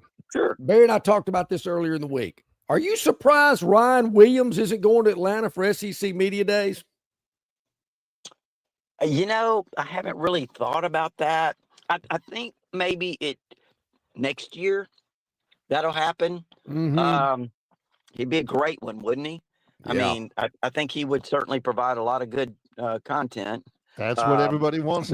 That's who everybody wants to talk to. Yeah, I think he would. But I do think in a way, honoring the guys, the other guys, the older guys a little bit is really important. Now, I will say this, John and Barry, to some extent, if you want to say, I don't want to say surprised, but one guy I thought might go was Ty Simpson, because he's your quarterback. And I kind of thought, okay, this is something that you say, this is our leader right here. And we want him to feel that. We want him to know that. And we want everyone else to know that, right? So, I'm not saying it's that detracts from Ty. I'm just saying that I really kind of thought that he might be one that would go. Rodney, or how do people log into the website? How do people become a part of it all? Well, it's TiderInsider.com. It's only $48 a year, and you can get instant access with your credit card if you prefer. There is an address there to send a check, and that gives you all our premium information, but also our all sports forum that you mentioned earlier, the community there of Alabama fans. Listen, it's going to pick up a lot here in the coming weeks with what we've got coming up. And John and Barry, just take a quick glimpse, if you hadn't seen what I posted last night about the 2022 recruiting class. We talk about all these great classes. Go look at what the 2022 Alabama recruiting class, the guys that would be redshirt juniors or seniors this year, there's only 3 of them left. Go look at that breakdown. That's kind of amazing. It is a breakdown, but you look at some of the names, it's not necessarily the reasons why people would think. When named next to some of them, NFL first round, NFL first round, so there's some of those too. That is good stuff. 18 of the 24 ended up transferring.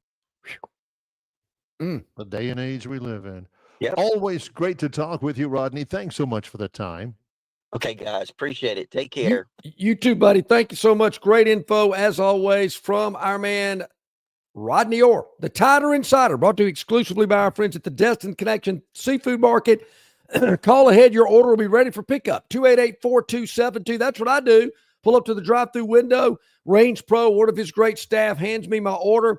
It is so easy. 3750 Norman Bridge Road. The freshest seafood direct from the Gulf of America is at the Destin Connection Seafood Market. Maybe Ty Simpson's not going to Atlanta, Barry, to keep Keelan Russell happy.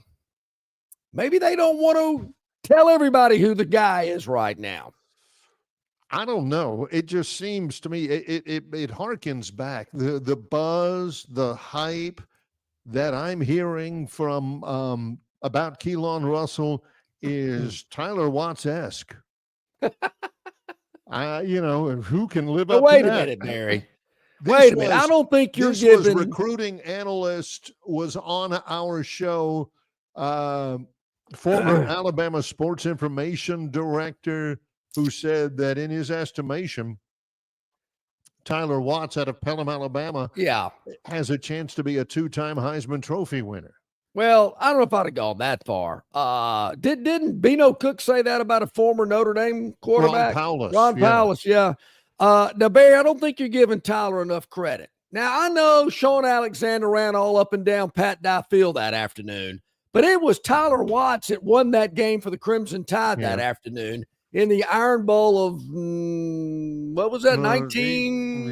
You went down that path. You come up with I always thought Tyler was a really good quarterback. Maybe he didn't live up to the hype that some people placed on him, but, what do you do? There's some guys that, I don't know, that hype. Bama quarterback who's never played a snap, getting a lot of hype.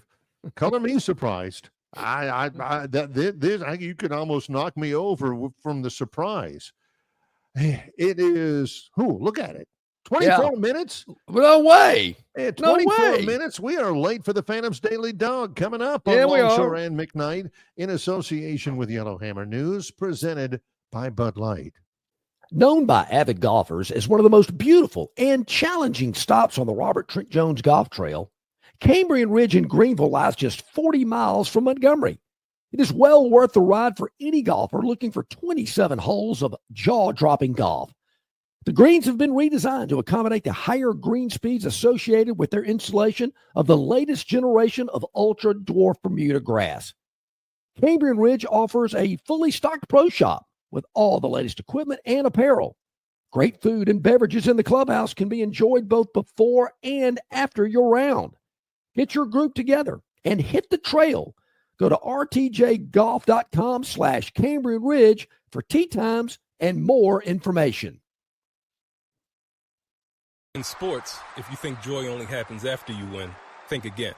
Look at the world's most successful athletes like Serena Williams, Brooks Koepka, and Alex Morgan. They don't spend all their days grinding away. They take time to enjoy themselves, like getting together with friends over a Michelob Ultra, because they know that happiness is the key to winning, and that joy is the whole game, not just the end game. Michelob Ultra. 95 calories, 2.6 grams of carbs. It's only worth it if you enjoy it. Enjoy responsibly. AB Michelob Ultra Light Beer, St. Louis, Missouri.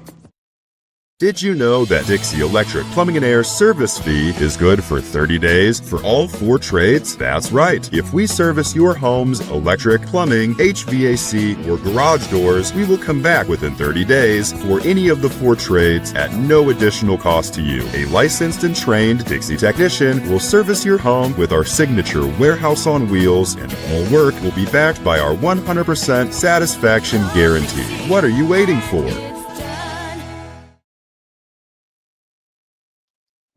Okay, welcome back in, everybody. About 26 minutes past the hour. Our River Region Straw chat line are really active today. The timing mechanisms, Rodney, only 22 minutes today?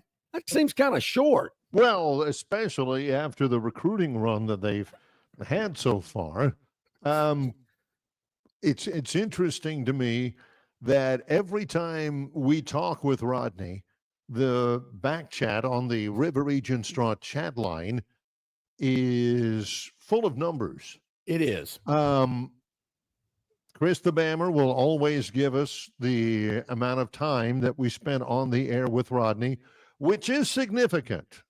You know, I've given up that battle because I like Rodney very, very much. And, you know, to my observation there, Chris the Bammer, who points out mere 22 minutes, I was this close from, you know, sending him off and wishing him well. And John, gave us one. So he's the one that busted it up to 22 minutes. And this goes back to our radio days when you really had to be a little bit more streamlined and you kind of had to follow breaks a little closer or whatnot.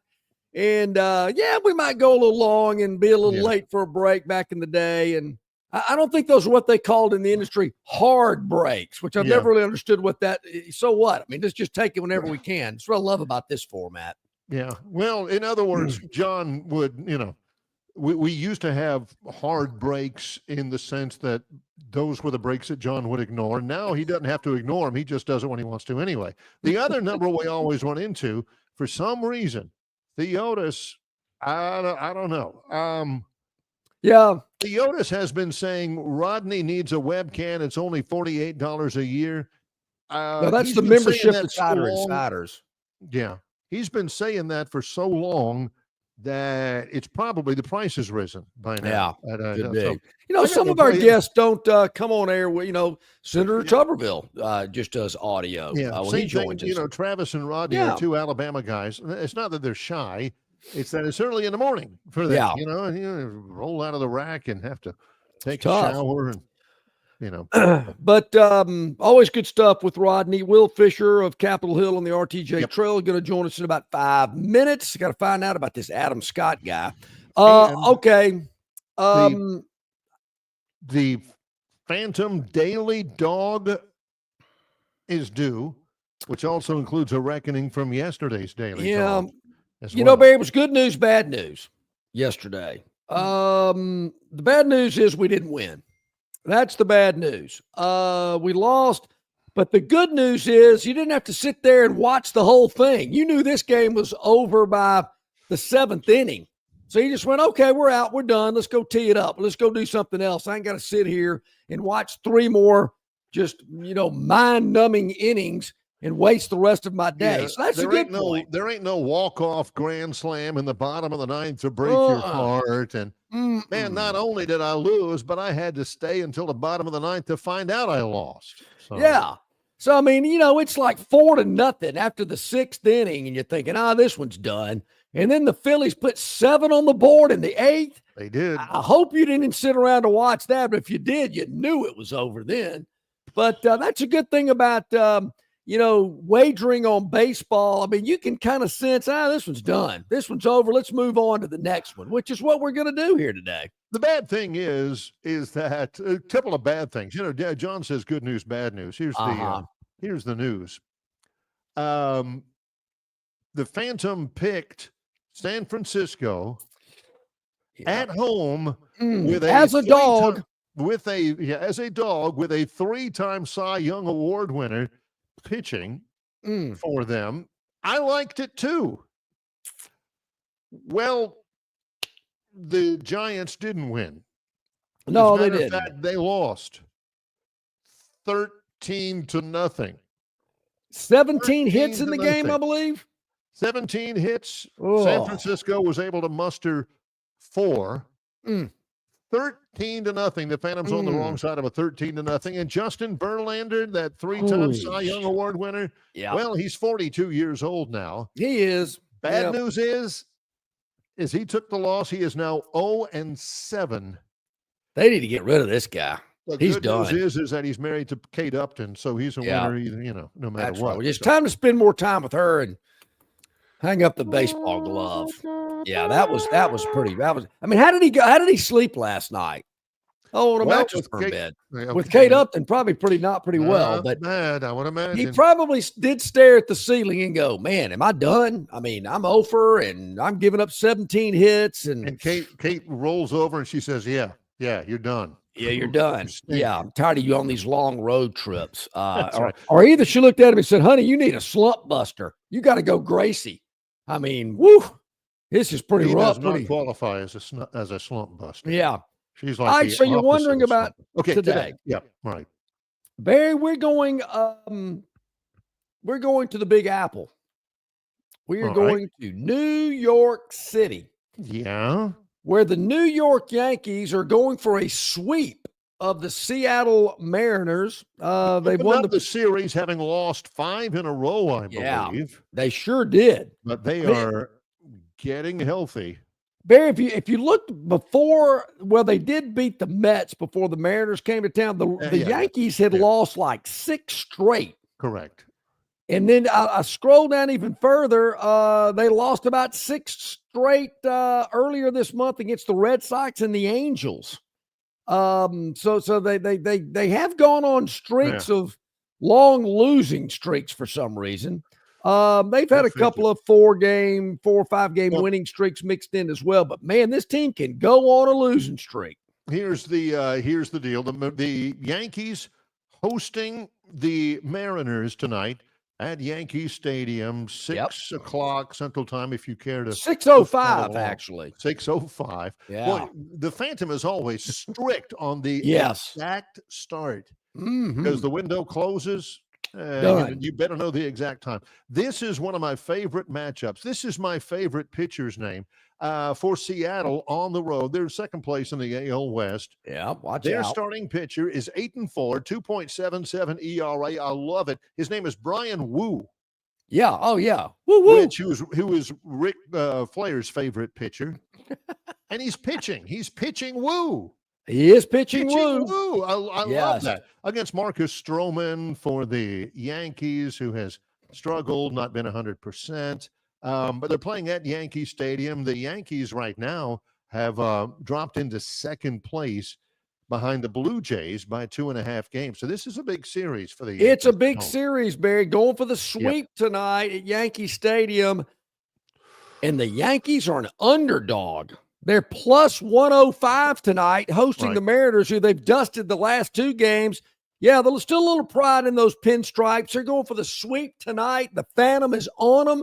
We like the New York Yankees plus 105, hosting the Seattle Mariners at 6:05 on the Major League Baseball Network tonight. There you go. That is our Phantoms Daily Dog for the day. It's Thursday, getting into Friday. Some of you probably still trying to get in the swing of things. Yep. After the big Independence Day holiday, maybe having to work all day tomorrow. But hey, Saturday, Sunday, going to be beautiful, especially up in Prattville, Alabama. Our man Will, golf. no doubt. Our man Will Fisher, director of golf at the RTJ Trail at Capitol Hill in Prattville, joining us here today. I think I see him down there in the green room. There he is. Will, obviously, love having you on. Want to talk some golf. The British Open is next week, and wanted to get with you early on that because we'll be in Atlanta for SEC Media Days. But I guess the big question, we had our guy on yesterday, the Moneyline Magician, and his last comment was, get on Adam Scott this week. What's going on with Adam Scott? Any ideas? I don't know. I don't like Adam Scott playing in those types of formats. The link style courses. So I wouldn't tell you to get on Adam Scott. I would tell you Ryan Fox would be a good pick this week. I would think obviously Scotty's as an easy pick for the week if you want a guy that's going to perform well. I like Gene Hall. Gene Hall is from over in Europe. Gene is a guy that got his tour card this past year, coming off of the Corn Ferry Tour. Gene's done pretty well. So a couple of names, couple of sleepers, maybe dark horses, if you will. Obviously McElroy would do well in that environment. Fleetwood generally plays well in that environment. And let me tell you, how close can you get, and how many times can you get as close as Fleetwood has gotten, and not cross over the aisle, if you will, or whatever? I mean, Tommy, I think, has been in the running for 40 some odd events, and has finished in the top 5 in 40 some odd events. I don't know how many times he's finished runner up, but there was obviously Keegan beat him a couple weeks ago. And where it looked like he had it locked up. I think he was 2 up with 3 to play, or 3 up with 2 to play. And then Keegan beat him with birdie to win it. And so, listen, those are some guys that I like. We'll see. It'd be awesome to have, hopefully the weather's going to be good. I want it to be a competitive British Open. I don't want it to be a deal where the morning wave on one day, gets 6 shots, 8 shots ahead of the afternoon wave, and you have bad weather, and then half the fields ends up basically being eliminated after day 1. So hopefully that's not going to be the case, but I'm excited for it. I mean, I love the British Open. It's one of the best events, and there's nothing better than being able to get up at 5 or 6 in the morning and turn on TV, and there's golf, and they're already up and running to get your day started well. So it's one of my favorite events. What about the course over in your neck of the woods, Will? How are things at Capitol Hill up in Prattville? How's it looking? Yeah, golf courses, Senator and Judge are in great shape. Greens are really coming around. We are coming off of, after the state amateur, we aerified the Senator, so we're getting that back in perfect condition. We're getting ready for the Alabama Open in a couple of weeks. Oh, wow. And so greens were going to be quick and going to be fast again. And maybe by the end of this week, we're doing some top dressing and getting a little more aggressive with mowing over there. And then the legislator is just about to be put back together, so to speak. We have already sprigged the greens. The greens are looking good. That was about a week and a half ago. So we're already put a first cut on the greens. So we're trying to get those to fill in nicely. Everything looks to be going really good with those guys. And we're finishing up the last couple of bunkers. We made some changes to bunkers. We added a few, took a few away, moved some, made some a little smaller, but we're excited about that. The golf course is going to be absolutely outstanding. I think everybody will be very pleased with the work that's been done. And I think everybody's excited to see it and get it back open. So we're going to be trying to do some stuff to get it back up and running by the September the 15th. And then looking to do a little fun golf tournament. I believe I'm not in front of my calendar, but I believe it's September the 28th is a Sunday. And if that's correct, we're going to do an event called Steak and Tips. We're going to tip out the legislator and let you play in a 3-man event, play in sixums, so that we're sure about the scores that are being turned in. We don't need any, right? We don't need any of the Club Pro guy stuff bleeding into this event where we're worried about our net scores and how to be great net players. So we'll keep an eye on some of that. But Steak and Tips is an event that we used to do several years ago on the Judge. We're going to bring it back and kind of open up expose everybody to the legislator on that event. There's one more shout out if I can get while Will is still here. If you go online to troy.edu/Chancellor's Cup, you still have some time to register for Dr. Jack Hawkins and the Chancellor's Invitational Golf Tournament, which will be held actually on September the 20th, right before the event you're talking about, at both of the legislator and the senator courses to benefit Troy University. And a lot of Troy fans are certainly looking forward to that day. It's always a great event with Dr. Hawkins. Yeah, it's been one of the best events we've had. It's been a long-standing event, and we're certainly glad to be able to partner with the Chancellor and his group again. It's a great fundraising event. They use a lot of those funds to help support the FCA missions and stuff on campus. Ministries. You're exactly right. So it's a great event. It's one that we certainly love to have because know the money is going to an outstanding cause. And so we're excited about that. If you haven't signed up and you want to come play, I know they would love to have you. We certainly would love to have you. So please do that. And let me say real quick too, okay? I don't care what Justin Verlander does for the rest of his life, as long as he's got Kate Upton on his arm. He can do whatever he wants, whenever he wants. He is a winner either way. Yeah, I tell you. Don't know who Kate Upton is and the swimsuit issue, you definitely need to treat yourself at some point today and pull up your phone or pull up your laptop and look out Kate Upton swimsuit edition. And you will later. Yeah. You will agree that Justin has earned the right to pitch until his arm falls off. Or Justin maybe could do one even better and do the renegotiate and get a Bobby Bonilla day. And see if he can slide one of those in there. Woo. Right?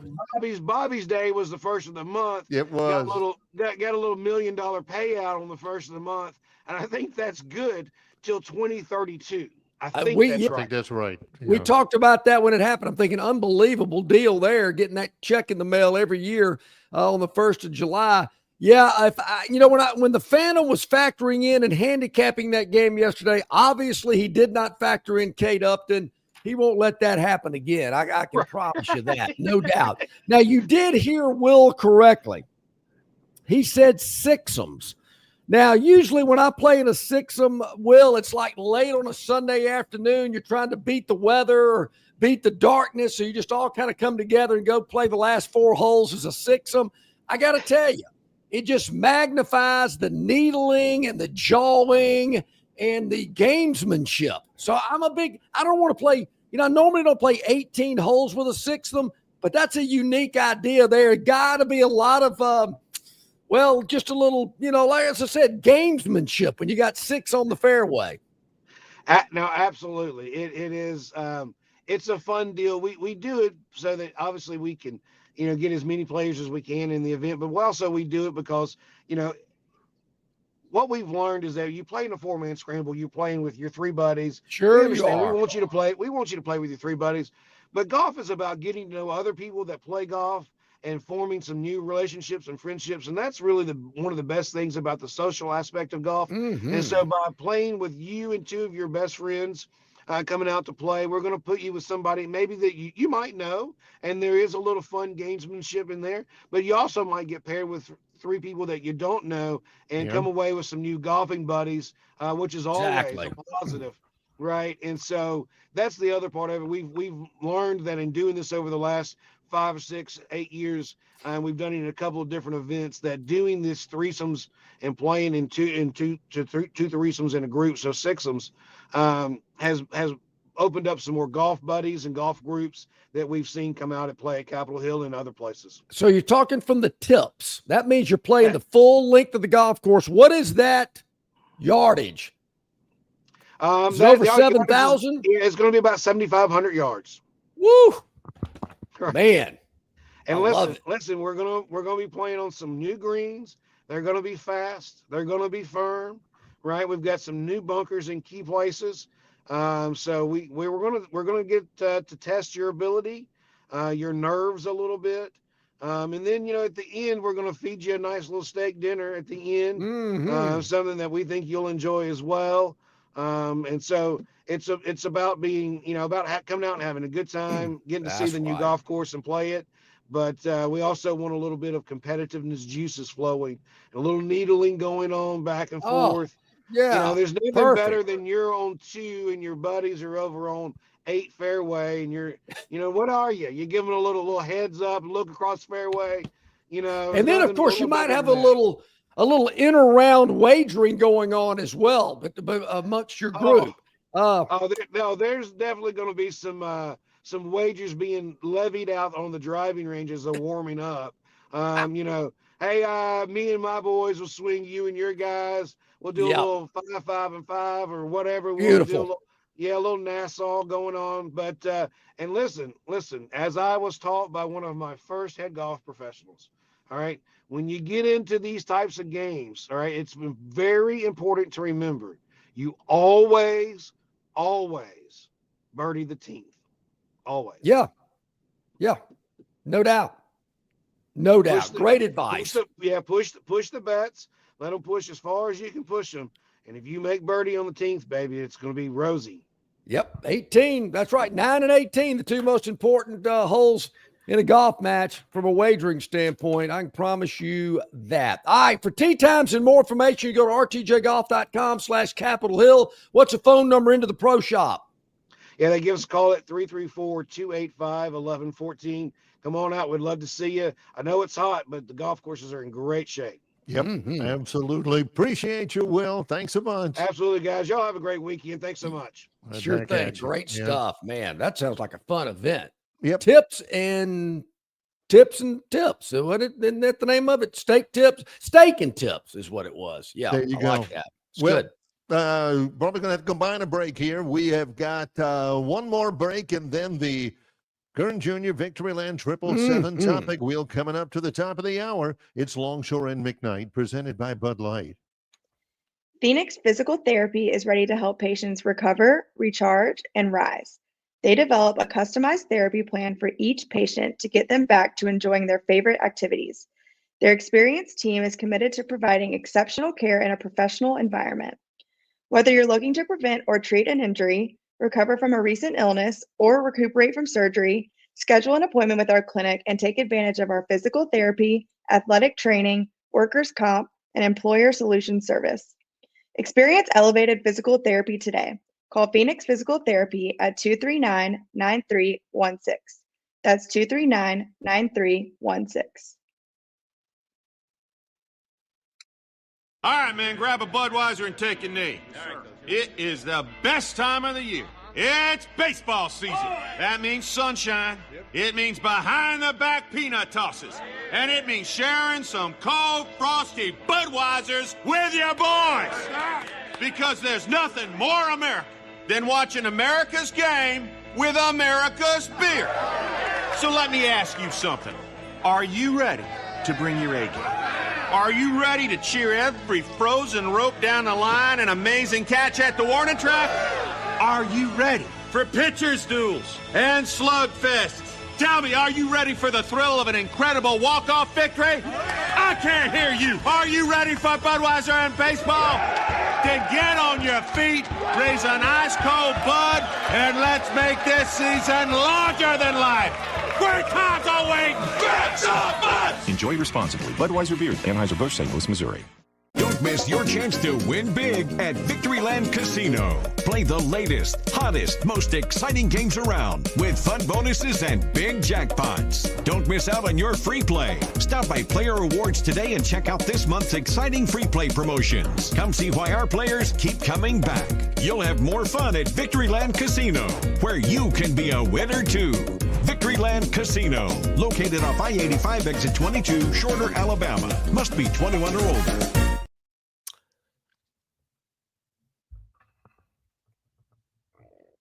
Okay, back at it, about 11 minutes to the top of the hour. Barry mentioned Gurn Ginger's Victoryland 777 Topic Wheel. I see it warming up there in the box. There it is. Here we go. 5 big topics. Let's spin away. All brought to you by 777 Victoryland's 777 Casino, exit 22 off I-85 in Shorter, Alabama, where you can be a winner too. Big firing. Is this your way of... Oh, yep. Red Bull. No, we're not talking about the drink itself, the energy drink. This is Formula One racing. Red Bull, the team principal, Christian Horner has been in charge for 20 years. ESPN was told that the atmosphere within the team has grown increasingly tense. Situation magnified by struggles on track this year and the growing uncertainty about star driver Max Verstappen's future. If you are like the GM of a Formula One team, isn't that like being the men's golf coach in high school? We talked with Gene Stallings about that. Stallings, I think, was the golf coach and the secondary coach under Bayer at Alabama. Yep. Right? Yep. And what do you tell him? The cross-country coach. Hey, run fast.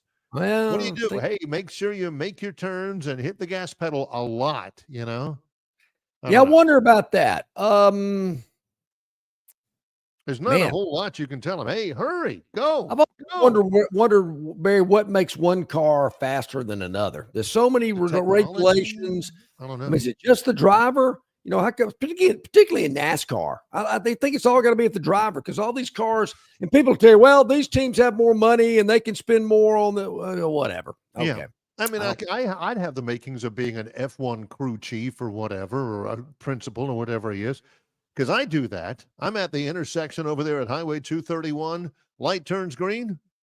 Yeah. Go. What are you waiting Pretty for? simple. Come on. I'm not going to make this light because you're sitting there on your phone. I can do that. All right, so there we go. Well, how many times has that happened in a day? Let's go, buddy. The light isn't getting any greener. Come on. All right, let's spin it again. Let's see what's up next on the Victoryland 777 Topic Wheel, exit 22 off I-85 in Shorter, Alabama. Feeling tired. That's like some of that Red Bull up in Blazing Saddles. I'm so tired. Oh no, Hugh Grant. Sleeping at Wimbledon? The Wimbledon. Now, hold on a second. That isn't Jill Biden next to him, is it? And that isn't. Is that Camilla? I don't think so. Yeah, that isn't Biden asleep. Okay, all right. That's his wife, Anna Erbstein. They were watching Djokovic, some Italian guy, and Hugh's not getting any younger. I mean, how many? This is absolutely the same energy as Longshore in the third quarter of that 49-0 Iron Bowl win for the Crimson Tide. That was a lot of people. Yeah. What do you have to wear? How many of you have gone to a sporting event, not watched it on TV or anything like that, but gone to a sporting event, been there in the stadium, at the field, blah, blah, blah, and fallen asleep? I've done it. John, did you get a ticket to watch race walking at the 96 Olympics? I did. You stayed but it was in the morning. Time. Well, it wasn't the only event that I saw.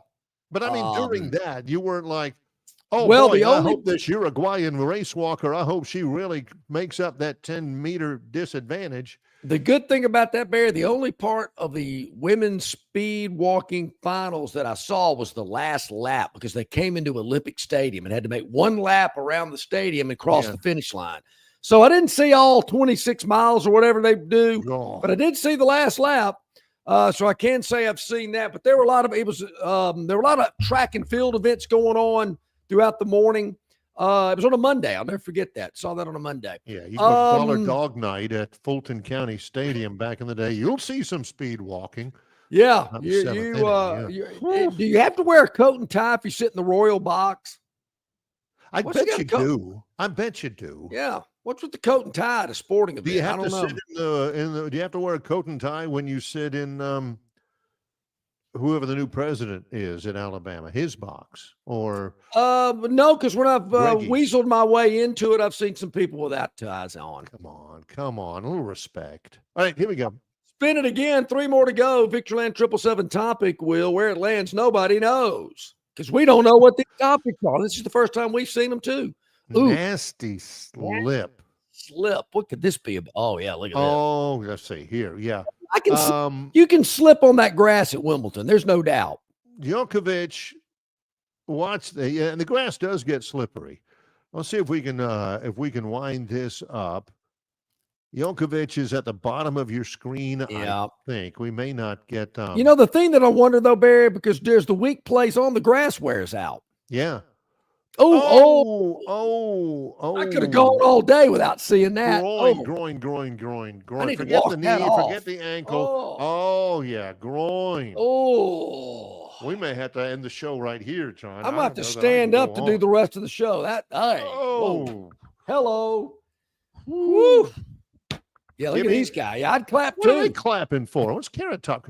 The guy gets up. I mean, at least he's not sitting there, going soccer big old Ziploc gallon bags of ice and put it right there.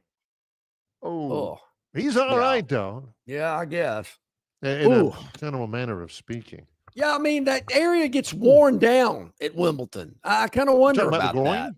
Well, glass, I guess over the week it can, kind of like that grass, but it gets worn down. I don't know about that.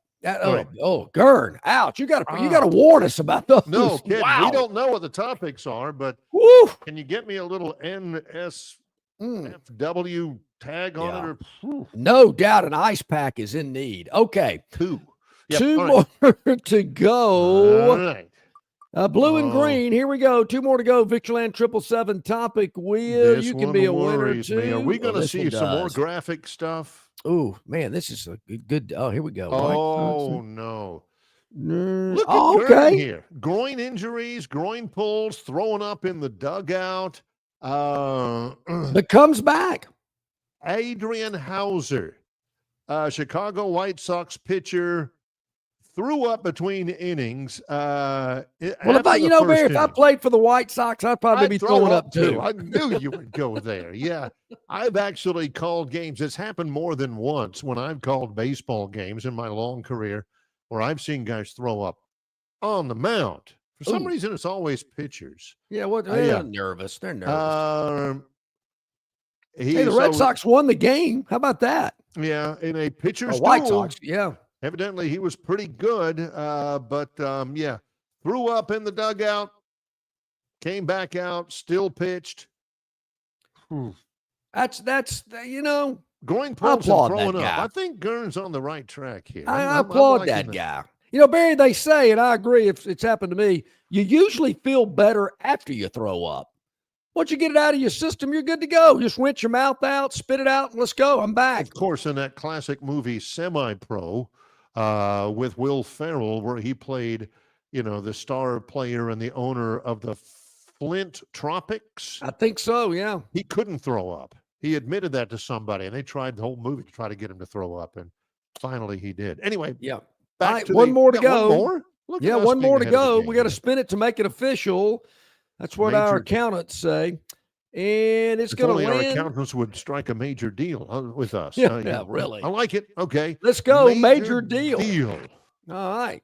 Oh, yeah. NBA. Oh, yeah. This is actually not dealing somebody off, not trading somebody off, but Devin Booker gets a contract extension for the most amount that he can get it extended for. Hey, he's a really good player. Yeah. $145 million. That'll keep him in Phoenix until 2030. See, this is the stuff I kind of lose. He played last year in the first year, the 4-year $224 million deal. And, this does not, his deal wasn't running out. His deal was going to run out in 2 years, but now it's added an extra 2. And that is the largest extension that they could get for Devin Booker. So watch out for the Suns next year. They're going to be pretty good. I'm with you there. Tobias. Barry, I don't know what it is about groins today, but we had an email on our Longshore McKnight email inbox about a guy, some TLC, the Learning Channel, has a series. I don't know if it's a series or just one episode about this obese man has an 80-pound groin. Wow. Woo. It is Groin Thursday here on the program. That's hard to imagine. I don't even want to. No doubt. I don't want to imagine that. Yeah. We've closed it out. Brought to you by Victoryland 777 Casino, exit 22 off I-85 in Shorter, Alabama, where you can be a winner too. Hey, I'm glad to know Theotis shared with us that his dog threw up yesterday and he's feeling a lot better. Thank you, Theotis. I'm glad to know that. Yeah, Theotis is a sharer. He'll let us know about stuff that's going on. Hey, we got to let you know we're going to be on location tomorrow. Yep, Stivers Chrysler Dodge Jeep Ram in Prattville is where we'll be tomorrow, Barry. 4th of July savings the entire month of July at Stivers Chrysler Dodge Jeep Ram in Prattville. So make sure to come by and see us tomorrow as we're broadcasting live, or go by and see our friends in Prattville at any time on Cobbs Ford Road, where Price sells cars. Much appreciation to Bill Cameron for stopping in from the drive. ESPN 106.7 in Auburn. Rodney Orr, TiderInsider.com, brought to you by the Destin Connection Seafood Market. No, Chris, there won't be any PM musings tomorrow because he's on vacation. He's in the Bahamas on a cruise. But we can tell you this, Phil Steele will join us tomorrow, 8 a.m. Phil will join us to go over and talk to us about his preseason football magazine that is on bookshelves as we speak. You can pick one up at any local bookstore. You can order it. Phil will give you all the information about that tomorrow, along with not all of it, but some nuggets that are in his magazine and what he's looking forward to in the upcoming college football season. If we were able to give all the information he had, we'd be on the air for about 35 hours or so. No kidding. Appreciate our producer, Gurn Jr. He's John Longshore. I'm Barry McKnight. It's Longshore and McKnight in association with Yellowhammer News, presented by Bud Light.